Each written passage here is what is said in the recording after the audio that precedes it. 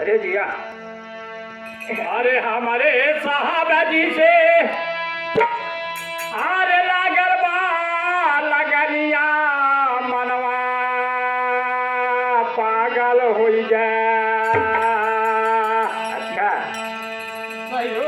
हाँ हाँ, अरे धन्य। हमारे साहब जी से लागल बा लगनिया मनवा पागल हो गया। अरे हो मनवा पागल हो गया। आत्मा हाँ हाँ, मन को छोड़ दिया अच्छा, और सदगुरु को शब्द पर जा करके ठीक गया। धन्य। जा करके सब लेकर के कहाँ जा रहा है? हाँ, कहाँ? जहाँ से हंस लोग चलते हैं अच्छा, और आते हैं जाते हैं वहाँ पहुँचा। कैसे पहुँचा? हाँ, कैसे पहुँचा साहब? साहबा कबीर गुर से आरे लागल बा लगनिया मनवा पागल हो गया।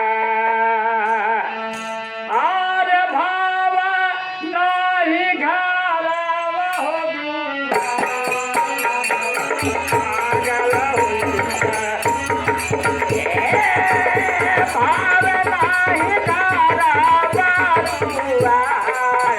मनवा पागल हो गया।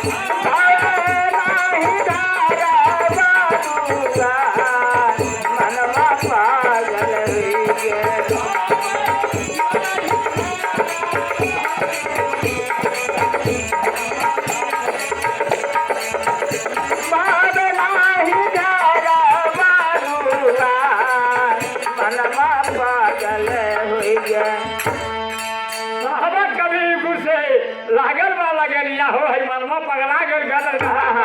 हमार जो गल ना चली हो बीच में अरे का? ईश्वर भक्ति ले लहलस। हाँ, अब हमार मन जोन बा दूसरे लोग भागे चाहे। धन्य, धन्य। तो कैसा हो? हाँ, कैसे?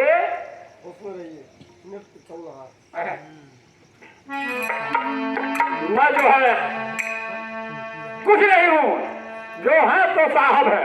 हाँ हाँ, मनवा के माला साहेब दारी दे लगल बिच हमारे मनवा भावा माला के माला साहेब।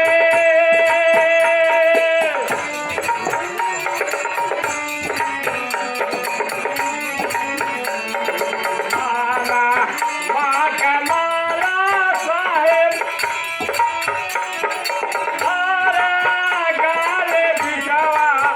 हमारे मनवा भावा।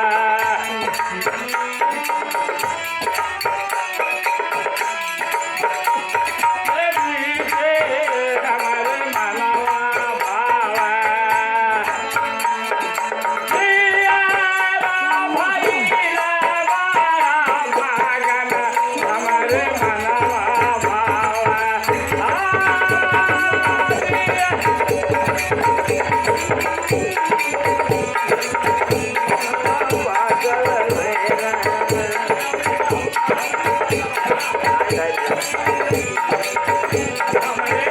मनवा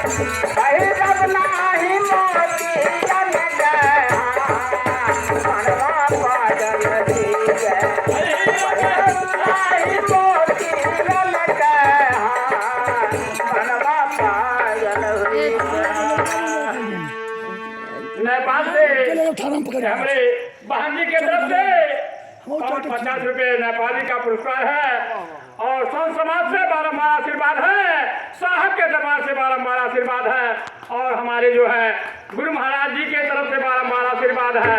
50 रुपया से 50 करोड़ भक्ति बार है और धनलक्ष्मी आनंद से बार है। भाग गोपाल आनंद दे रहे हैं। बोले संत भगवान की जय। ये साहब कहाँ को गोदरवार के साहब की तरफ से 10 रुपए का पुरस्कार है। हमारे तरफ से कोट कोट बंदगी में अपने तरफ से आशीर्वाद दिया जा।